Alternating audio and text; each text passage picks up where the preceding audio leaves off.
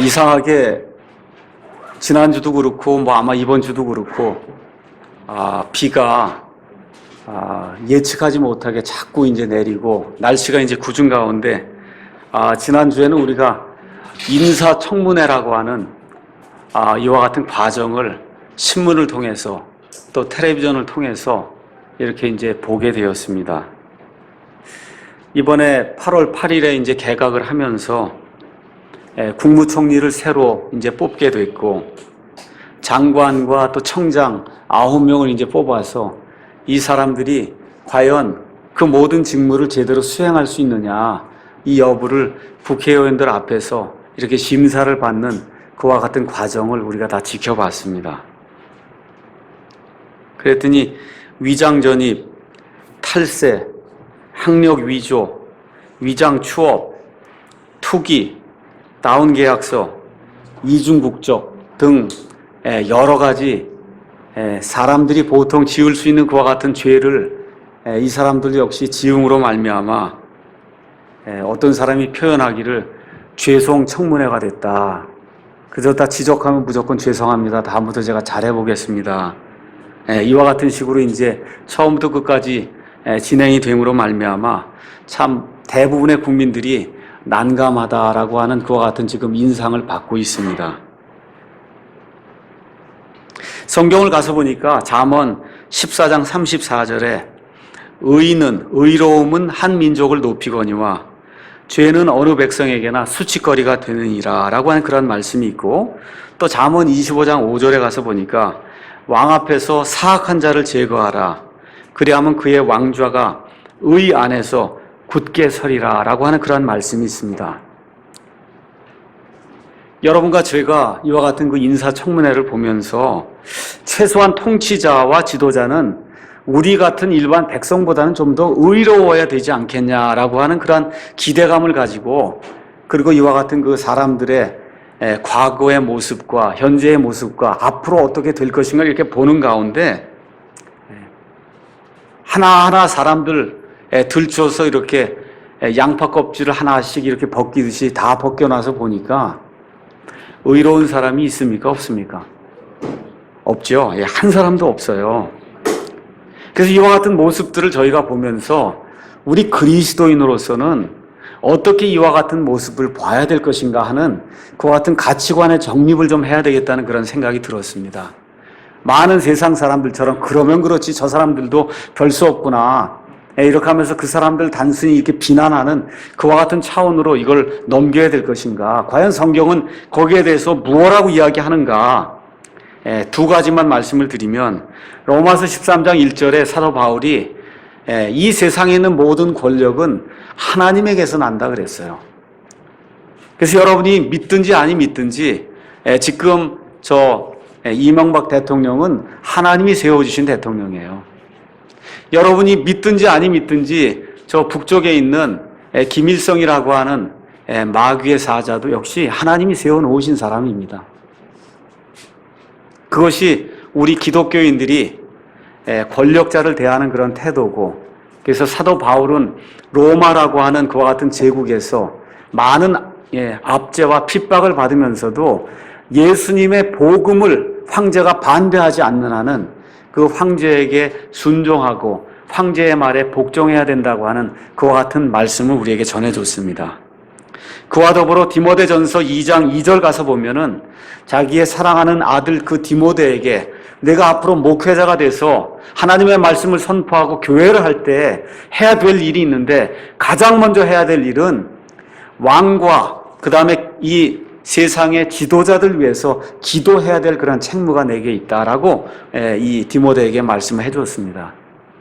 그래서 우리가 바라는 것은 정말 좋은 지도자와 의로운 것 같은 통치자가 나오는 것 그걸 우리가 바라지만 그러지 못한다고 해도 여러분과 제가 뽑은 것 같은 사람들이고 또 하나님께서 최고 권력자를 각 나라의 그와 같은 수장을 하나님께서 만들어 주셨기 때문에 그 사람이 통치하는 가운데는 예수님의 복음을 가로막지 않는 한은 그 사람의 명령에 따라서 우리가 좋은 시민으로 이 나라에 애국하는 그와 같은 시민이 되어야 되는 것이 우리 그리스도인의 임무라고 생각합니다. 그래서 하나님께 모든 것을 내어 맡기고 그 지도자들이 정말 의롭게 백성을 통치할 수 있도록 밤낮으로 일주일에 한 번씩 기도해서 모였을 때마다 그 지도자를 위해서 기도하는 것이 우리 성도의 의무고 도리라고 성경이 이야기를 하고 있습니다. 또한 여러분과 제가 기억해야 될 것은 이와 같은 총체적 부실과 타락의 원인이 다른 사람에게 있지 않다는 거예요. 다 저와 여러분에게 있다는 겁니다. 대통령이든 국무총리든 아니면 장관이든 다 똑같은 국민이에요. 똑같은 법 아래서 살면서 다 똑같은 그 원인 제공을 우리가 지금 하고 있어요. 특히 누구에게 가장 큰 문제가 있느냐 하면 믿는다고 하는 사람들과 목사들에게 가장 큰 문제가 있다고 저는 생각을 합니다. 교회 안에서 목사가 의를 행하지 아니하고 예수님을 믿는다고 한 사람들이 의로운 것을 보여주지 못하는데 어떻게 우리와 같은 표준을 갖지 못한 이 세상 사람들이 의롭게 생활하리라고 우리가 기대할 수가 있겠습니까? 그래서 이와 같은 그 죄송 청문회를 보면서 저와 여러분이 기억하고 하나님 앞에 기도해야 될 제목은 이 모든 것의 총체적인 원인이 예수 믿는 사람들 가운데 있다라고 느끼고 우리가 정말 울면서 하나님 앞에 회개하고 돌이켜야 될 그런 시점이 되었구나라고 그렇게 생각하는 것이 정말 예수 믿는 사람이라면 이러한 청문회를 보면서 공통적으로 느껴야 될 것이라고 저는 그렇게 생각을 합니다. 또 이걸 탓하는 국회의원들 보면 다 똑같은 사람이에요. 나은 사람이 하나도 없습니다. 그래서 오늘 아침에 지금까지 제가 말씀드린 것은 사람의 관점에서 봤을 때 사람을 저 심판석에 세워놓고 훌륭하다고 하는 그런 사람을 이렇게 까놓고 보니까 다 죄인입니까? 의인입니까? 죄인이죠. 그러니까 사람이 사람을 봐도 죄인이면 죄가 하나도 없는 하나님이 사람을 보면 그 사람이 얼마나 죄인이겠는가. 오늘은 그 이야기를 좀 하고 싶은 거예요. 훌륭하다고 하는 사람, 외국에서 유학을 했다고 하는 사람, 정말 뭐 정의를 외치는 사람 까놓고 보니까 다 죄투성이더라 그 얘기예요. 그럼 지금 이 시간부터는 하나님이라고 하는 그러한 절대적인 존재 앞에 가서 우리가 섰을 때 우리 모습이 어떨까 한번 생각해보는 그러한 시간을 좀 갖도록 하겠습니다. 판단하는 우리는 어떠냐 이거예요. 그 사람들을 판단하는 우리는 어떠냐. 저는 결코 의로운 것을 포기하자고 얘기하는 것이 아닙니다. 지금부터 이야기하는 것은 하나님 앞에서 모든 사람을 볼 때 우리가 어떻게 대해야 될 것인가 그 이야기를 하는 거예요. 우리 이명박 대통령 한번 보세요. 죄덩어리잖아요. 맞습니까?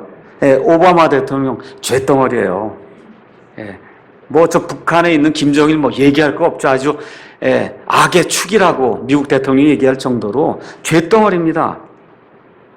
그럼 뭐 박근혜 대표는 뭐 달라요? 다 똑같아요. 죄덩어리예요. 민주당 지금 두 눈을 그냥 부릅뜨고 정의를 외치는 박지원 씨 한번 보세요. 죄덩어리지 않습니까? 얼마나 죄를 많이 졌으면 감옥까지 갔다 왔잖아요. 여러분과 제가 잘 알고 있는 교황이라든지 올해 또 가서 보니까 테레스 수녀 뭐 탄생 100주년 그래갖고 아마 온 세상이 지금 떠들썩한 것 같은데 그 테레스 수녀도 하나님 앞에 가서 쓰면 죄덩어리예요. 아무것도 없어요. 죄덩어리입니다. 죄투성이에요. 법정이라고 하는 그런 승려가 뭐 청빈한 삶을 살았다 그렇게 얘기하는데 그 사람도 지금 지옥 불 속에 가서 이미 하나님의 심판을 받고 불 속에 지금 들어가 있거든요. 하나님 앞에 가서 쓰면 죄덩어리예요. 그 한 사람을 청빈하게 만들기 위해서 얼마나 많은 사람들이 수고하고 돈을 갖다 바쳐서 그 사람을 하나 불교의 성자로 지금 만들어 놓은 거거든요. 그 이 세상에 존재하는 모든 사람은 다 하나님 보시기에는 다 죄덩어리요. 그들이 가지고 있는 그 죄의 그 양을 살펴보면 다 도토리 키재기지 하나님 앞에 가면 다 죄덩어리다 그 얘기입니다. 그래서 성경이 뭐라고 얘기하느냐 하면 9절 가서 로마서 3장 9절 한번 가서 보도록 하겠습니다. 3장 9절 다 같이 한번 읽겠습니다. 시작. 그러면 어떠하냐? 우리는 그들보다 나으냐? 결코 아니라. 거기까지만 읽겠어요. 다시 한번 제가 읽어보겠어요. 그러면 어떠하냐? 우리는 그들보다 나으냐? 하나님 뭐라 그래요? 결코 아니라 그러지 않습니까? 이 제 말이 아니에요. 제가 오늘 인사청문회 했던 그런 내용들을 여러분에게 말씀을 드리면서 시청각 교육을 여러분에게 지금 하고 있는 거예요. 우리는 그들보다 나으냐? 여러분 대답이 어떻습니까? 네, 결코 아니지 않습니까? 오늘 그것만 깨달으시면 그러면 하나님의 은혜가 무엇인가를 알 수가 있어요. 많은 사람들에게 죄 이야기를 하고 여러분 죄인입니다 얘기를 하면 내가 무슨 죄를 졌냐고 그렇게 이야기하는 사람이 굉장히 많거든요. 근데 이번에 청문회 한번 보셨잖아요. 죄 없다고 그러고 정의를 외치고 공의를 외친 사람이 글쎄 사람들 앞에 가서 서도 죄덩어리로 드러나니 죄가 하나도 없는 하나님 앞에 가서 쓰면 죄가 없는 사람 하나도 없다는 겁니다. 이게 하나님의 판결이요. 그래서 로마서 3장 23절에 모든 사람이 죄를 지어 하나님의 영광에 이르지 못했다라고 하나님이 말씀하는 겁니다. 모든 사람이 100% 한국 사람이든 미국 사람이든 권세가 많은 사람이든 공부를 많이 한 사람이든 적게 한 사람이든 여자든 남자든 아이든 노인이든 태어난 지 얼마 안 되는 은타기까지도 모든 사람이 죄를 지어 하나님의 영광에 이르지 못했다고 하나님의 말씀이 너무나 단순하고 명료하게 우리에게 지금 선언을 하고 있습니다. 그래서 로마서 3장 9절에서 26절에 있는 이 말씀을 가지고 여러분과 제가 아이들을 키우잖아요. 아이들 보면은 아이들 죄가 눈에 들어오거든요. 그럼 그거 어떻게 해요? 이 죽일로 막 그러고서 이걸 죽이려고 그러지 않잖아요. 어떻게 해요? 이걸 어떻게 하든지 이 죄길에서 돌이켜서 의로운 길로 만들어야 되겠다는 그런 마음을 저와 여러분이 다 가지고 있지 않습니까? 맞습니까? 하나님이 바로 그러한 마음을 가지고 저와 여러분이 죄 있는 것을 탓하지 아니하시고 하나님이 은혜를 베푸셔서 어떻게 하든지 죄의 길로 가고 있는 이 자식들을 하나님의 이 후손들을 하나님이 어떻게 하든지 하나님의 의의 길로 인도해 주신다고 하는 그와 같은 사실을 이 로마서 3장 9절에서 26절에 있는 말씀을 통해 오늘 한번 살펴보려고 합니다. 그래서 오늘 제목은 하나님의 획기적인 구원 계획이다 이렇게 잡았어요. 획기적인 구원 계획. 자, 이 말씀을 통해서 먼저 사람의 상태가 무엇인가를 한번 정리를 해보려고 그래요. 사람은 어떤가? 하나님이 지금부터 약 6,000년 전에 아담과 이브라고 하는 우리 인류의 조상을 만들었습니다. 그래서 얼마 동안인지는 모르지만 처음에 이 아담과 이브에게는 죄가 없는 그런 상태가 있었어요. 우리가 그거를 무죄 상태라고 이야기합니다. 그 무죄 상태 속에서 하나님이 이 사람에게 자유의지라고 하는 그런 엄청난 선물을 허락해 주셨는데 이 선물을 오용함으로 말미암아 사람이 마귀의 괴기에 넘어가서 그래서 타락함으로 하나님의 형상을 벗어나는 그와 같은 일이 이제 생기게 됐어요. 그 이후로 뭐가 작동하기 시작했냐면 사람 안에 양심이 작동하는 그런 시대가 열리기 시작했어요.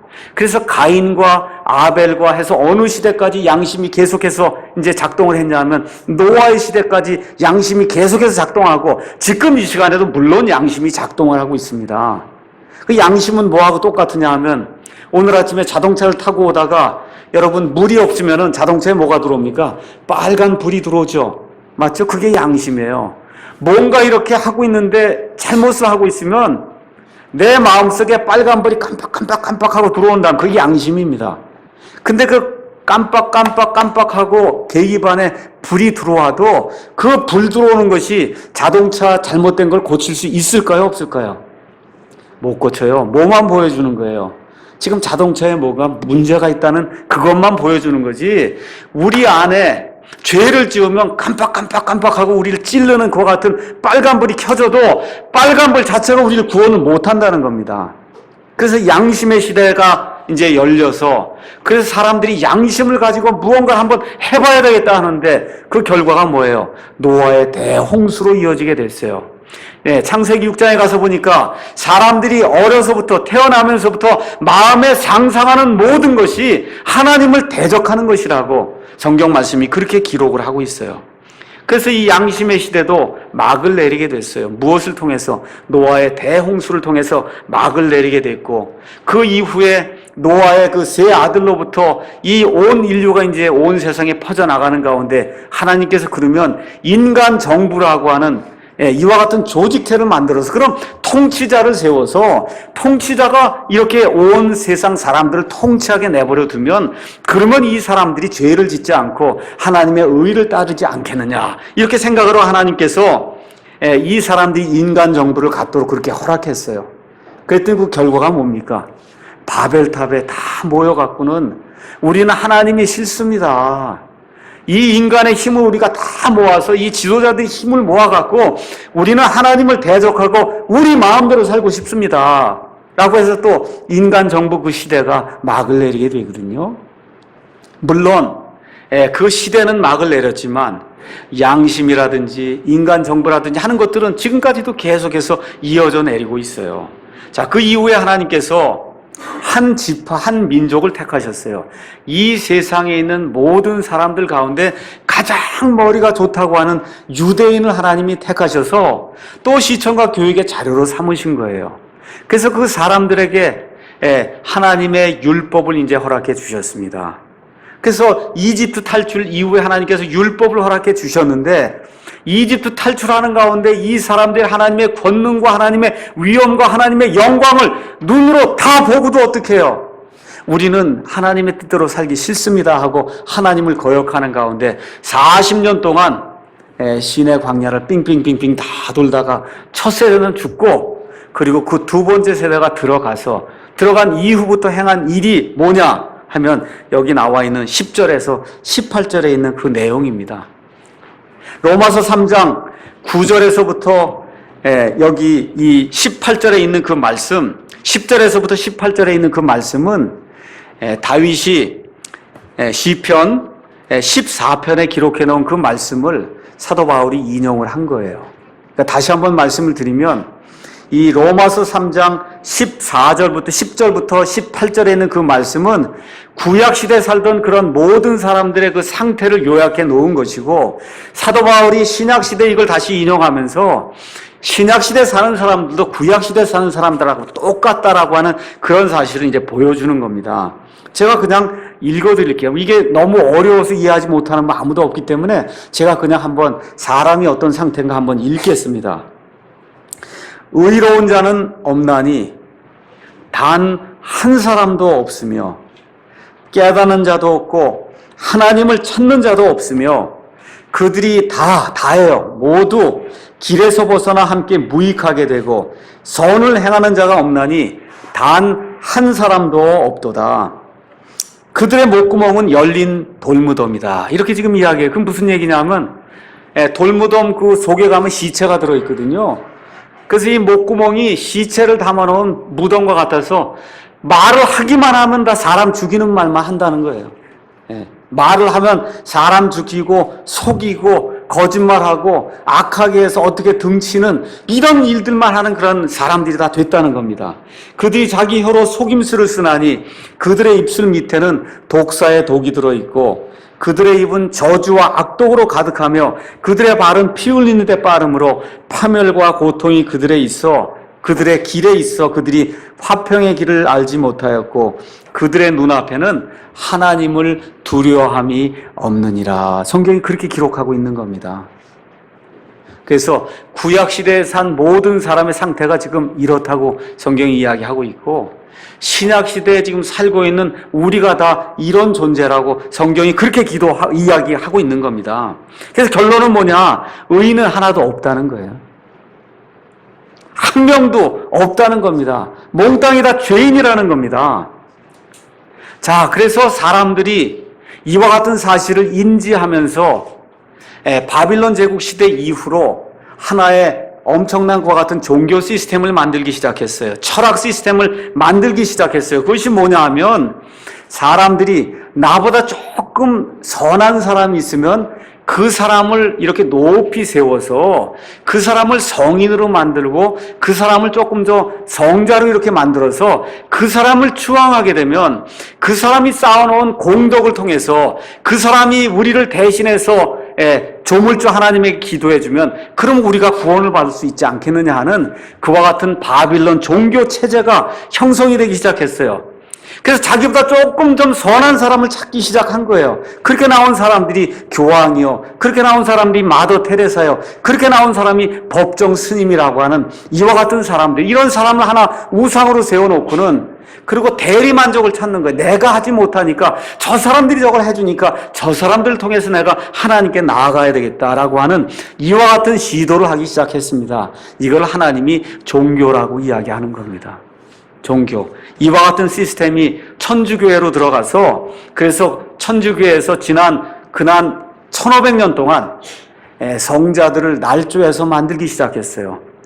무슨 아시시의 프란시스다, 성 어거스틴이다, 성 김대건이다, 성 테레사다.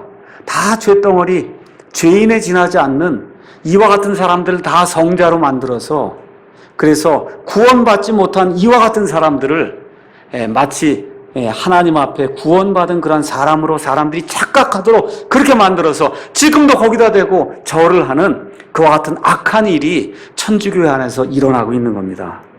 성경은 누구를 성인이라고 얘기하느냐 하면 저와 여러분 같이 사람 보기에는 죄가 많은데도 불구하고 예수님의 피를 통해서 하나님이 의롭다고 인정해 주신 그 사람들, 에베소 교회에 있는 모든 성도들, 고린도 교회에 있는 모든 성도들, 갈라디아 지방에 사는 모든 성도들, 로마에 있는 모든 사람들을, 그 예수 믿는 사람들을 하나님은 성인이라고 불러주세요. 그걸 우리말로 성인이라고 번역을 못했기 때문에 성도라고 번역이 돼서 영어는 세인트로 돼 있어요.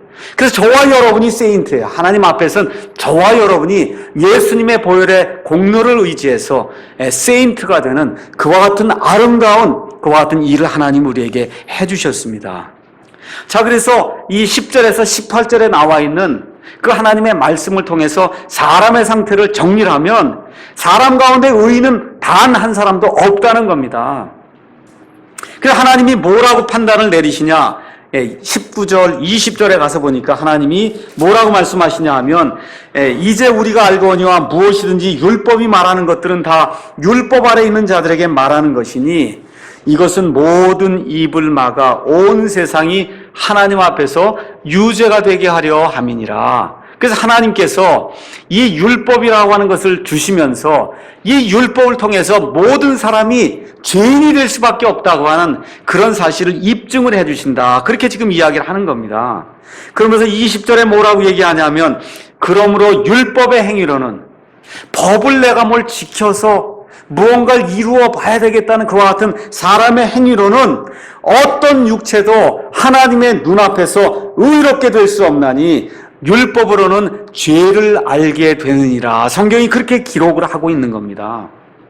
그러니까 율법은 제가 지난번에도 말씀드렸듯이 뭐하고 똑같으냐 하면 오늘 아침에 예배당 오기 전에 넥타이를 이렇게 매고 이게 제대로 잘 매졌는지 확인하기 위해서 거울 앞에 가서 섰어요. 거울 앞에 가서 섰더니 넥타이가 잘 매졌는지 안 매졌는지 그게 보이지 않습니까? 율법이 바로 그와 같은 일을 하는 거예요. 하나님 앞에서 내가 올바른 사람인가 죄인인가 의인인가를 이렇게 보여주는 그와 같은 거울의 역할을 율법이 하고 있어요. 그래서 갈라디아서 3장에서 사도 바울이 뭐라고 이야기하냐면 그래서 율법은 율법 자체는 우리를 구원하지 못하고 그래서 우리가 죄인인 것을 깨닫게 해줌으로 말미암아 이 죄 문제를 해결하려면 우리가 누구에게로 가야 되겠느냐? 예수 그리스도께로 가야 되겠구나 하는 것을 가르쳐주는 그와 같은 옛날 개혁성경의 표현대로 하면 몽학선생, 몽학이 뭔지 모르죠? 훈육선생. 아이가 어릴 때에는 그 어린아이를 제대로 이끌기 위한 조그만 그 아이들을 가르치는 선생님이 있었어요. 그 선생님과 같은 역할에서 율법을 통해서 우리가 누구에게로 가는 거예요? 예수님께로 가는 거예요. 이번 인사청문회를 가서 보니까 어때요? 다 죄덩어리잖아요. 그걸 보고 그 사람들 죄를 나무랄 것이 아니라 나도 똑같은 존재구나 하나님 앞에. 그럼 누구께로 돌아가야 돼요? 예수님께로 돌아가야 된다는 겁니다. 그게 인사청문회 하는 목적이에요. 그게 하나님이 우리에게 율법을 주신 그런 목적이다. 그렇게 이야기하는 거예요. 율법은 선하지만 율법 자체는 우리를 구원할 능력이 없어요. 성경 말씀을 그대로 저와 여러분이 믿으시면 그러면 율법을 100% 지키면 그 율법으로 말미암아 사람이 의롭게 될 수 있습니다. 근데 율법을 100% 지킬 수 있는 사람이 있습니까? 없습니까? 없죠. 그래서 야고보서 2장에 10절에 사도 야고보가 뭐라 그래요? 율법의 모든 것을 다 지키다가도 한 조목에서라도 그 율법을 범하면 율법 전체를 범한 자가 된다. 그럼 뭐가 된다는 거예요? 죄인이 된다는 겁니다. 그래서 신구약 성경에서 우리 하나님이 줄기차게 보여주려고 하는 그 포인트가 있어요. 그 포인트는 뭐냐 하면 사람은 하나님의 말씀을 믿어서 의롭게 되지 사람의 행위를 가지고는 법을 지키는 걸 가지고는 의롭게 될 육체가 하나도 없다는 겁니다. 제가 구체적으로 예를 들어 보일게요. 자, 이제 구약 시대가 이제 시작이 되면서 하나님이 이제 아브라함을 부르시고 그 다음에 이제 이집트로 내려갔던 그 12지파, 그래서 많은 사람들이 이제 하나님이 이집트에서 불러내시고 율법을 주셨어요. 이제 율법을 주신 이후에 그 율법에는 뭐가 들어있냐면 죄를 지은 사람은 하나님께 나올 때 그냥 빈손으로 나오면 안 되고 희생 예물을 가지고 와야 된다는 거예요. 그렇죠? 그래서 그 희생 예물을 죽이지 않으면 죄가 사하지지 않는다고 하나님이 말씀해 주셨습니다. 자, 그 당시에 이스라엘은 신정국가예요. 신정국가라고 하는 것은 하나님이 정해놓으신 그 율법과 그 규례를 따르지 않으면 그 나라 밖으로 추방을 당하든지 아니면 사형을 당하든지 그 두 가지뿐이 없는 거예요. 그러니까 11절 하나님이 정해놓으셨으면 그거 11절 하기 싫다. 그럼 어떻게 해요? 그 나라 밖으로 나가 살든지 아니면 죽든지 둘 중 하나밖에 없으니까 그러니까 어떻게 해요? 강제로 낼 수밖에 없는 거예요. 그게 율법 시스템이에요. 자, 그렇게 되니까 하나님이 죄를 용서받으려면 어떻게 하라 그래요? 짐승을 가지고 와서 짐승을 죽여서 피를 흘리라 그러지 않습니까? 그러면 두 종류의 사람이 생겨난 거예요. 한 종류는 짐승을 가져와서 죽이지 않으면 내가 죽게 생겼으니까 어쩔 수 없이 살아남기 위해서 마음의 변화가 전혀 없는데도 짐승 한 마리 끌고 가면 제사장이 죽이고, 그렇죠? 피를 흘리고 내 죄가 속해졌다 그러면 돌아가서 다시 죄로 돌아가는 그와 같은 부류의 사람들이 있었어요. 그게 대다수였어요.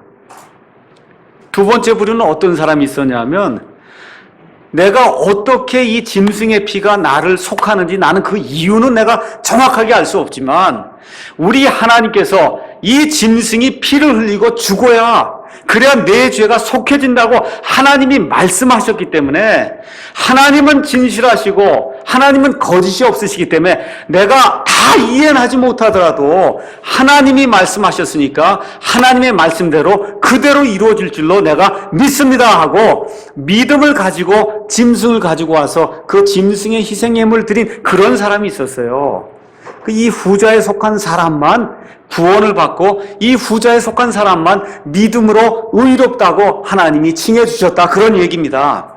이걸 잘 이해하지 못하면은 구약시대 이스라엘 사람 다 구원받았구나 이렇게 생각하기 쉽거든요. 그렇지 않아요. 그래서 하나님은 처음부터 끝까지 믿음을 보세요. 하나님은 처음부터 끝까지 믿음을 보십니다. 그래서 단순히 율법을 지키는 것, 바르게 행하는 것, 남들보다 조금 낮게 사는 것, 조금 더 지식을 많이 갖는 것, 재산을 좀 많이 가지고 구제 행위를 남들보다 조금 더 많이 하는 것, 이런 것 가지고는 하나님 앞에 나올 수가 없다고 하나님이 이야기를 하는 거예요. 그래서 하나님은 믿음이 있어야만 이 모든 것들을 기뻐하신다, 그렇게 이야기하는 겁니다. 그래서 히브리서 11장 6절에 믿음이 없이는 하나님을 기쁘게 할 수 없나니 하나님께 나오는 자는 하나님께서 계신다고 하는 그 사실과 하나님이 자기를 열심히 찾는 자들에게 보상해 주시는 그런 분이라고 하는 사실을 믿어야 할지니라, 성경이 그렇게 이야기하는 겁니다. 근데 지금 이 시간에도 신약시대에 예수님으로 말미암아 예수님이 죽을 때 이 휘장이 위에서부터 아래로 둘러 완전히 갈라져서 그래서 구약시대가 완전히 폐기가 됐는데도 불구하고 지금 이 시대에도 교회 다닌다고 하는 많은 사람들이 율법의 이 시스템에 박혀갖고 무언가를 내가 주일날 가서 예배를 드리고 오면 울고 불고 죄를 해결하면 무언가 된 것 같고, 그렇지 않고 하나님이 자유롭게 살라고 이런 자유의 법을 주셨는데 이렇게 자유롭게 살면은 뭔가 내가 부족한 게 있는가 보다, 이런 생각을 하는 잘못된 그런 시스템에 빠진 사람이 너무 많아서 안타깝습니다. 특히 어떤 사람들이 안타깝냐 하면 교회에 다니면서도 아직도 율법을 추구하는 사람들 보면 너무 안타까운 거예요. 차라리 믿지 않는 게 더 낫다 그 얘기입니다. 자, 그래서 에베소서 5장 11절에서는 이와 같은 일들 하는 것을 열매 없는 일들에 참여하는 것이다. 그렇게 이야기를 하고 있어요. 우리 예수님이 신약시대에 우리를 불러주신 것은 더 이상 율법의 종노릇하라는 것이 아니고 이제 하나님, 우리 예수님이 율법의 끝마침이 되셔서 율법을 완수하셨기 때문에 이제는 우리가 예수님이 주신 것과 같은 자유를 가지고 영혼의 자유를 가지고 우리가 원하는 대로 하나님을 기쁘시게 하는 그런 방향으로 우리가 사는 것, 그것이 신약교회다. 성경이 그렇게 이야기를 하고 있는 거예요. 그래서 오늘 10절에서부터 20절에 있는 그 말씀을 통해서 저와 여러분이 기억해야 될 것은 과연 우리는 하나님 앞에서 죄인인가 의인인가 하는 걸 좀 깊이 생각을 해보셔야 돼요. 이번에 그 인사청문회 그 당했던 그 10명만 죄인이 아니고 저와 여러분도 하나님 앞에 그 심판석 앞에 서면 그 사람들 부끄러움 당한 것 같이 지금 이 모습 그대로 쓰면 그러면 그대로 부끄러움을 당한 그와 같은 죄인이라고 하는 사실, 그거를 인지를 해야 된다는 겁니다. 자, 그러면 하나님의 획기적인 그와 같은 그 구원 계획, 이걸 말씀을 드리기 위해서 죄가 뭔가를 좀 여러분에게 말씀드리려고 그래요.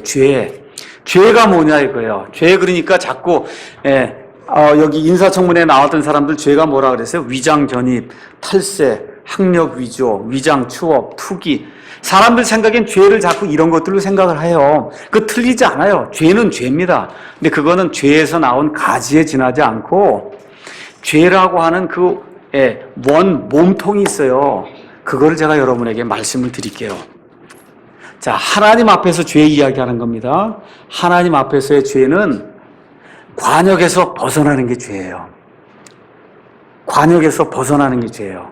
자, 그럼 제가 관역이 뭔가 여러분에게 말씀드릴게요. 창세기에 가서 읽어보니까 하나님이 하나님의 형상과 하나님의 모습으로 사람을 처음에 만들었다 그랬어요. 그래서 사람이 이 세상에 이렇게 딱 태어났을 때 첫사람 하나님이 아담과 이브를 만드셨을 때 이 사람을 만드셨을 때 하나님이 세워놓으신 관역이 있어요. 하나님의 형상을 지닌 자, 하나님의 모습을 지닌 자가 반드시 맞춰야 될 그 관역이 있어요. 그 관역이 뭐냐 하면 하나님의 형상과 모습을 지닌 자로서 하나님의 영광에 참여하라는 겁니다. 하나님의 영광. 이걸 조금 좀 제가 쉽게 이야기를 할게요.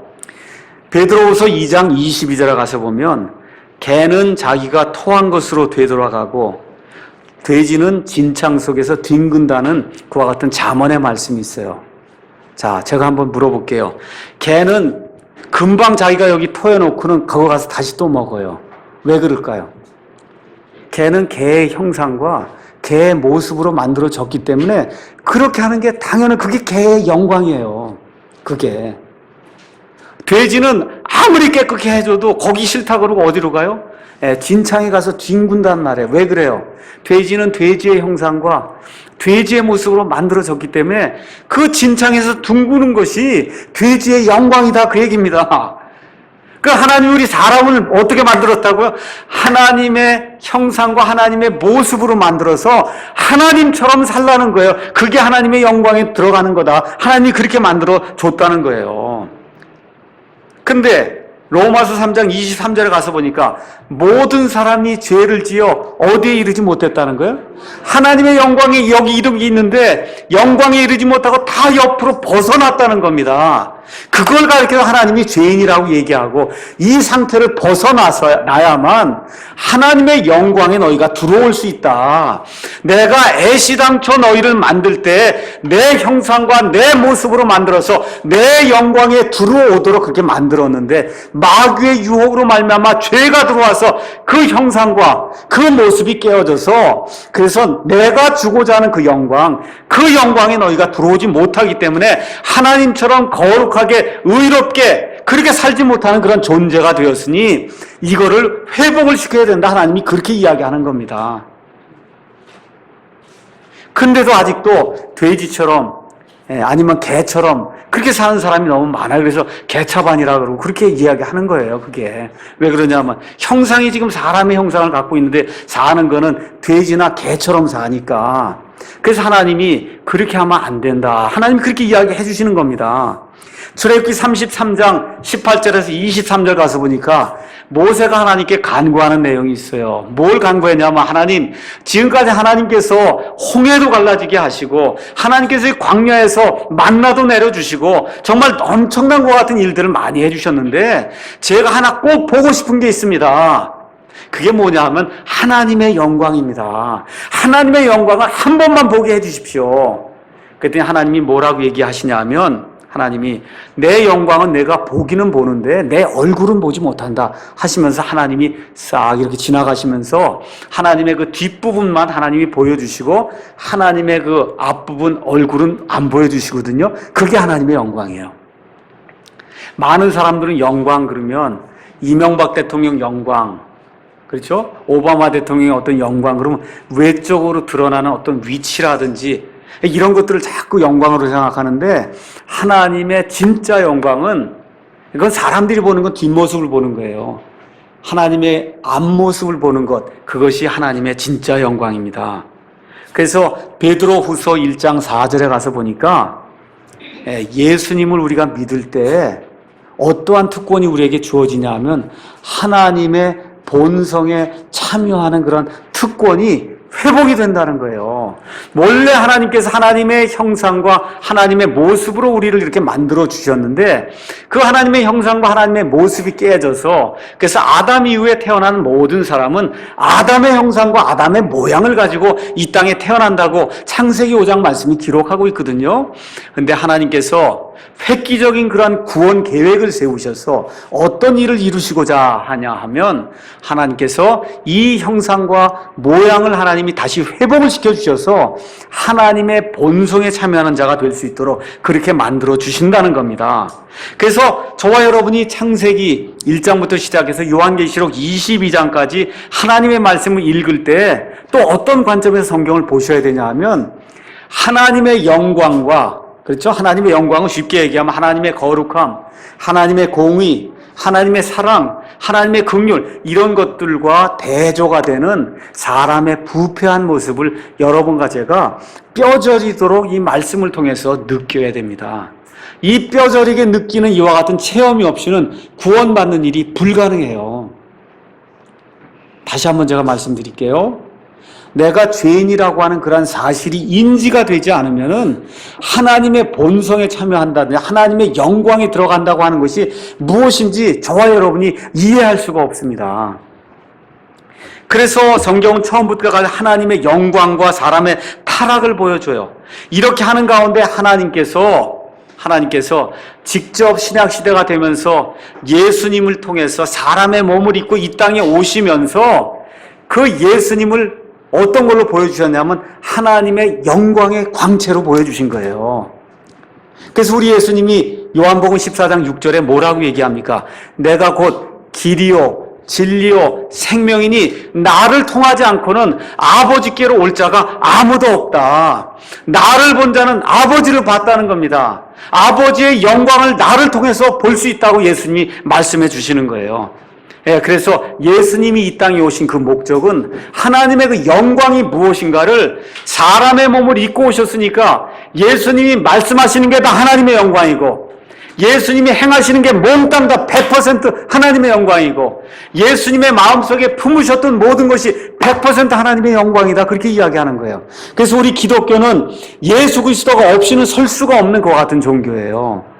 그래서 하나님의 그 영광을 회복하는 것, 그것이 구원받는 것이다. 성경이 그렇게 이야기를 하는 겁니다. 자, 이걸 이야기하면서 죄에 대해서 이야기하신 다음에 하나님이 21절에서부터 26절까지 하나님의 획기적인 구원 해결책을 우리에게 보여주십니다. 그 구원 해결책은 뭐냐 하면 21절에 있는 중요한 말씀이 있어요. 이제는 율법 밖에 있는 하나님의 의, 곧 율법과 대언자들이 증언한 의가 드러났느니라. 성경이 그렇게 이야기하는 거예요.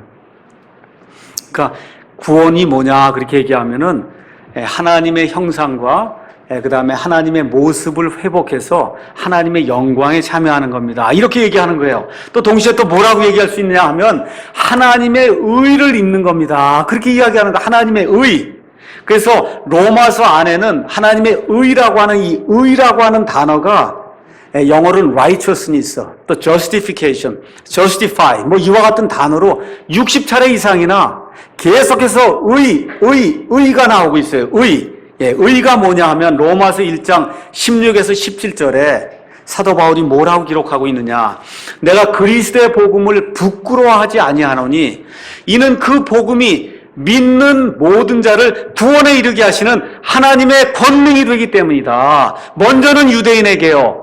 그 다음에는 그리스 사람에게라. 그렇게 말씀한 이후에 이 복음에 뭐가 들어있냐. 하나님의 의가 믿음에서 믿음까지 계시되어 있나니 이것은 의인은 믿음으로 말미암아 살리라 함과 같으니라 해서 이 복음이라고 하는 거 안에는 하나님의 의가 들어있다는 거예요. 하나님의 의. 여러분 복음의 핵심이 뭡니까? 누가 와서 복음이 뭡니까? 그렇게 물으면 여러분 마태복음, 누가복음, 요한복음 이게 복음이라고 여러분 대답하시게 복음이 뭐라고 물으면 뭐라고 대답하실 거예요? 복음의 핵심. 우리 예수님이 죄 없는 예수님이 저와 여러분을 위해 죽으셨다. 그렇죠? 대신 죽으셨다가 묻히셨다가 저와 여러분의 대속을 얻으시고 몸소 부활하셔서 우리의 부활의 통치자가 되신다는 그 사실, 그걸 요약한 게 복음이거든요. 그 복음 안에 뭐가 들어있다는 거예요? 하나님의 의가 들어있다는 거예요. 의. 자, 의가 이번에 인사청문회 나온 사람들 다 문제가 뭐예요? 의가 없다는 거예요. 여러분 의가 뭡니까? 의를 가서 제가 사전에 가서 보니까 공정한 도의 이렇게 기록이 돼 있어요. 공정한 도의. 옳고 그른 것을 심판하는 게 의예요.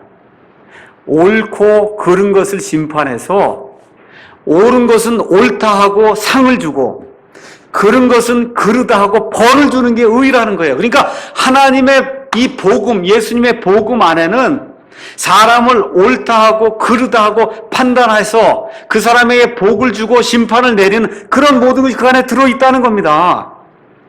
그래서 예수님을 믿는 이유를 제가 여러분에게 말씀을 드릴 테니까 한번 들어보시고 저와 함께 한번 따라해 보시면 좋겠어요. 예수님을 믿는 이유는 하나님의 의를 얻어 하나님의 본성에 참여하여 하나님의 영광에 들어가는 거다. 이거예요. 저를 따라 한번 따라해 보겠습니다. 하나님의 의를 얻어 하나님의 본성에 참여하여 하나님의 영광에 들어가는 것. 그러면 뭘 얻는 게 제일 중요한 거예요? 하나님의 의를 얻어야 된다. 그 얘기예요. 그 하나님의 의는 어디에 들어있다고요? 복음에 들어있다고 얘기해요. 자, 그럼 복음의 핵심 내용이 뭐냐 하면 우리 죄 없는 예수님께서 사람의 이러한 답답한 사정을 내려다 보시고 죄 없는 분이 육신의 몸을 입고 이 땅에 오셔서 그래서 누굴 위해 죽으셨어요? 의로운 자를 위해 죽지 않으셨어요. 누굴 위해 죽으셨어요? 의로운 자인데 우리 예수님은 죄가 없는 그런 분인데 죄인들을 위해 죽으시고 묻히심으로 말미암아 그래서 하나님이 죄를 알지 못한 그분을 죄덩어리로 만들어 갖고 그래서 이 예수님에게 하나님이 저주를 퍼부었어요. 십자가에서. 그래서 이 예수님이 이 모든 죄인들의 죄악을 담당하시고 처벌을 당했단 말이에요. 그게 하나님의 의라는 거예요. 죄 많은 자가 죽어야 된다는 거, 그게 하나님의 의인데 이 모든 사람이 죄인인 것을 하나님이 보시고 예수님을 보내셔서 단번에 영원토록 예수님이 한 번 죽으심으로 말미암아 그래서 죄악의 형벌을 담당하도록 만드셨으니까 하나님은 의로우시다. 그렇게 얘기하는 거예요. 그래서 이 복음 안에 하나님의 의가 드러나 있는 겁니다. 자, 그러면 예수님은 신약시대 사람들의 주님만 돼야 됩니까? 아니면 신구약 모든 사람들의 주님이 돼야 됩니까? 신구약 사람 모든 사람들의 주님이 돼야 돼요. 그러니까 십자가에서 죽으실 때 그 죽으신 것이 신약 사람들에게만 유효해서는 안 되고 구약시대에 죽은 모든 사람들에게도 유효해야 된다. 그 얘기입니다. 그래서 로마서 3장 25절에 뭐라고 말씀하셨냐 하면 하나님께서 그분의 피를 믿는 믿음을 통한 화해한물로 제시하셨으니 이것은 하나님께서 참으심을 통해 어떤 죄들을 사면해요? 과거의 죄들, 구약시대에 있는 모든 사람들의 죄들을 사면하심으로써 자신의 의를 밝히 드러내려 하십니다. 이렇게 됐어요. 그래서 구약시대에 죽은 사람들은 죽자마자 다 천국에 가지 않았습니다. 구약시대에 죽은 사람들 가운데 의로운 사람들은 다 어디로 갔어요? 아브라함의 품으로 갔어요. 예수님께서 부활하시면서 이 모든 사람들 다 데리고 이 낙원을 저 셋째 하늘로 예수님이 옮겨 놓으심으로 말미암아 구약시대 사람들에게 하나님의 의를 선포해 주셨다. 그것이 예수님의 죽으심과 묻히심과 그 다음에 부활하심이라고 하는 이 복음 안에 들어있다. 성경이 그렇게 이야기하는 겁니다. 그 다음에 어떻게 됐어요? 신약시대의 모든 사람들에게 예수님께 나아오기만 하면 제가 정말 죄인이라고 하는 그런 사실을 제가 분명히 믿습니다 하고 예수님 앞에 나아오기만 하면 내 행위와 상관이 없이 하나님께서 우리를 예수님 믿는 자로 여기시고 하나님의 의를 입혀주시는 그와 같은 일을 이루어 주셨다. 성경이 지금 그렇게 이야기를 하는 겁니다. 그래서 복음에서 드러난 새로운 종류의 다른 의는 특징이 있어요. 몇 가지만 제가 말씀드릴게요. 첫 번째는 율법 밖에 있다는 거예요. 이러한 의는 법을 지킴으로 얻을 수 없다는 겁니다. 저와 여러분이 아무리 노력해도 안 된다는 거예요. 교회 생활 아무리 열심히 하고 11조를 아무리 많이 해도 이와 같은 의는 얻을 수 없다 그 얘기입니다. 다시 말씀드리면 해가 말라 하는 시대가 지나갔다 그 얘기예요. 이 마음의 변화가 생겨서 그래서 위로부터 다시 한번 태어나는 그와 같은 일이 생기지 않는 한은 해가 말라 하는 것으로 하나님 앞에 의롭게 되는 이런 시대는 다 지나갔다. 그래서 율법 밖에 있는 의로 하나님의 의가 우리에게 나타났다. 두 번째는 22절에 예수 그리스도의 믿음으로 말미암는 의라는 거예요. 내 믿음이 아니라 누구의 믿음이요? 예수님의 믿음. 예수님이 이 땅에 사는 가운데 그 엄청난 핍박을 당하고 십자가 고통을 당하시는 가운데도 이것 이후에는 나를 위해서 하나님이 마련해 놓으신 영광의 그와 같은 상급이 있다는 사실을 예수님이 이 땅에서 같이 삶으시면서 믿었거든요. 그 믿음, 예수님이 우리에게 주시는 바로 그 믿음을 통해서 얻는 의지, 내가 믿습니다 하고 가서 이 기도원에 가서 나무 뿌리를 아무리 뽑아도 되지 않는다 얘기예요. 그 얘기는 그건 율법 시대엔 그게 가능할지 몰라도 내가 믿습니다 하고 아무리 소리쳐도 되지 않는 그와 같은 의. 어떤 의예요? 예수 그리스도의 믿음으로 말미암는 의. 내 의가 아니라 예수님의 믿음으로 말미암는 그와 같은 의가 우리에게 주어졌다는 겁니다. 세 번째는 또 어떤 의냐 하면 차별이 없는 의예요. 모든 사람에게 임하는 의고 믿는 모든 사람에게 은혜를 가져다 주시는 그러한 의다. 그래서 예수님은 믿지 않는 모든 사람을 위해서도 죽었어요. 근데 구원은 누구만 받느냐 하면 그 예수님을 내 구원자입니다 하고 영접하는 그 사람만 구원을 받는다고 성경이 이야기하는 거예요. 그래서 예수님이 십자가에 죽으실 때 모든 사람의 죄를 다 담당해 죽으셨습니다. 근데 그것이 유효하려면 저와 여러분이 그 예수님이 흘려주신 그 보혈의 공로를 저와 여러분이 내 것으로 주여 주님은 내 주인입니다 내 구원자입니다 하고 받아들일 때 구원이 이루어진다. 성경이 그렇게 이야기하는 거예요. 네 번째는 뭐라고 또 이야기하는 24절에 그 의는 어떤 의냐? 하나님의 은혜로 값없이 주어지는 의라는 거예요. 내가 무엇을 해서 이루어지는 의가 아니라 하나님의 은혜로 돈을 하나도 내지 않아도 얻는 의라는 거예요. 좀 더 극적으로 얘기하면 심지어 교회 나오지 않아도 예수님만 믿으면 얻을 수 있는 그런 의가 이 신약시대에 예수 그리스도를 통해서 우리에게 주어졌다. 성경이 그렇게 이야기하는 겁니다. 마지막으로 하나 26절에 가서 보면 내가 말하거니와 이때 하나님이 자신의 의를 밝히 드러내사 이 십자가 사건을 통해서 자신의 의를 밝히 드러내사 자신이 의롭게 되며 또 예수님을 믿는 자를 의롭게 하시는 이가 되려 하십니다. 이 얘기는 무슨 얘기냐 하면 하나님이 과거에 죄를 짓는 자는 어떤다 그래? 죽는다 그랬잖아요. 그걸 집행하는 게 하나님의 의이고 하나님을 믿는 자에게는 구원을 주신다고 하는 게 하나님의 의인데 그거를 십자가 사건을 통해 하나님이 이루어 놓으셨다 그 얘기입니다. 그래서 하나님이 말씀하신 것에서 의롭게 되시고 예수님을 믿는 자를 몽땅 다 의롭게 만드셔서 어떻게 만들어주는 의냐 하면 일괄 타결하는 의예요. 저 구약시대 첫사람부터 신약시대 맨 마지막 사람까지 모든 사람에게 임하는 그러한 의로서 한 번에 모든 사람의 죄를 일시에 해결하는 일괄타결하는 하나님의 의가 우리에게 주어졌다. 성경이 그렇게 이야기하는 겁니다. 그래서 고린도서 5장 21절에 하나님께서 죄를 알지 못한 그분 예수님을 죄가 되게 하신 것은 그분 안에서 우리가 하나님의 의가 되게 하려 하십니다. 성경이 그렇게 기록하고 있는 겁니다. 결론을 맺도록 하겠어요. 사도 바울이라고 한 사람이 있었어요. 예수님을 알기 전에는 율법 아래서 율법을 통해서 의를 얻고자 무지무지 노력을 했습니다. 11조를 하고, 그렇죠? 예수님 믿는 사람들 잡아 죽이고, 정말 성경에 나와 있는 것, 그 사람의 표현에 따르면 율법의 의로는 흠이 없는 그런 삶을 살았어요. 근데 구원 받았어요? 못 받았어요? 구원이 안 이루어진다 그 얘기예요. 그런데 예수님을 다마스커스 도상에서 만나고 난 이후에 그의 온 삶이 바뀌게 됐어요. 뭘 얻었기 때문에? 율법 밖에서 주어지는 하나님의 의, 일괄 타결시켜주는 것과 같은 하나님의 의, 믿음으로 의롭게 되는 의, 은혜로 의롭게 되는 의, 내 행위와 상관없이 의롭게 되는 그 하나님의 의를 알게 될 때, 그래서 자기가 알고 있던 모든 것을 다 배설물과 같이 여기고 이제 예수님을 아는 그 지식의 고상함 그걸 인해서 그래서 내 모든 것을 바쳐서 하나님 일을 하겠다고 작정하고 죽기까지 하나님의 일을 한 그와 같은 일을 우리가 이제 알고 있습니다. 그래서 오늘 저와 여러분이 기억해야 될 것이 있어요.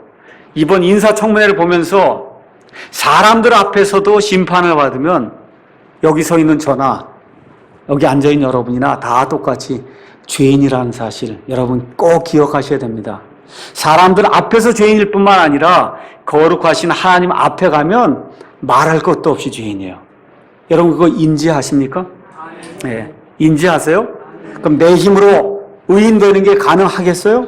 안 된다 그 얘기예요. 내 힘으로 의인되는 거 불가능하다는 걸 인지하시고 어떤 의를 힘입어야 돼요?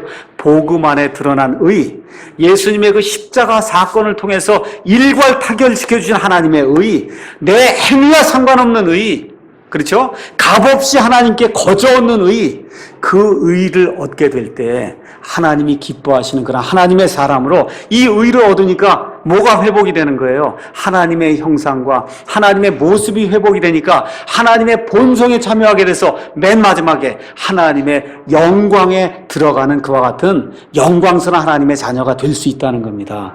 이 사실을 기억하시고 이번 한 주간 동안 과연 나는 하나님의 의를 입은 사람인가? 한번 깊이 생각해 보시고 그렇지 않으면 다른 거 없어요. 하나님 앞에 나와서 하나님 저도 하나님의 의를 입기 원합니다 하고 무릎 꿇고 하나님 앞에 내 자신의 모든 것들을 내어놓고 하나님만 의지하면 하나님이 누구든지 주를 믿는 자는 구원을 받는다 그랬지 않았습니까? 예. 주의 이름을 부르는 자는 구원을 받는다 그러지 않았습니까? 이건 내 말이 아니라 하나님의 말씀이니까 예수 그리스도의 이름을 부르시기 바랍니다. 그 예수님께서 하나님이 마련해 놓으신 거저 없게 만들어 주신 그와 같은 의를 풍성히 저와 여러분에게 허락해 주실 것입니다. 기도하시겠어요?